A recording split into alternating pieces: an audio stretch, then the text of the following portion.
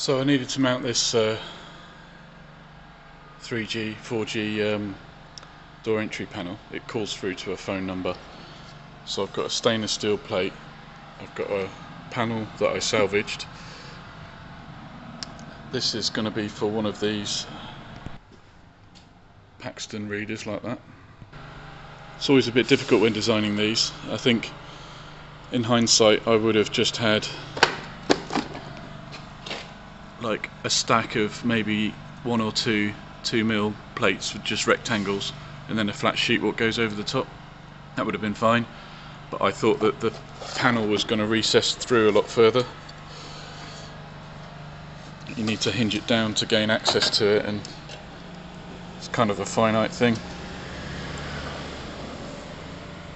Then these brackets on the back, which have got ovals in them, or browns, slots, get the right word, Charlie, that will allow it to go on a pole between 50 and 60mm, and put the 1 bolt through it to hold it in place. 3mm plate on the back. It's quite heavy. I'm a little bit worried about how much weight it's going to add to the gooseneck, but it will be. So we want the antenna to work. It's not going to work inside a steel box. Put it on the outside, someone will break it, so it'll go in here. Conduit, and then the wire feeds through. We did the grain on the side, on the sides. For some reason they've gone up and down on the sides and then back and forth on the front and on the top and bottom. Weird.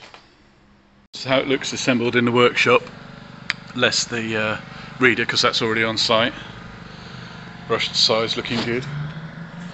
Covers on the conduit on the back.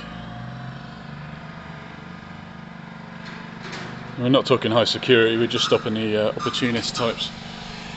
I think this panel is an 80S thing. It's got LEDs all down the side. It'll light up the back of the panel. Interesting to see how that's going to look at night. Pretty cool actually, hopefully. Panel fitted up to the pole.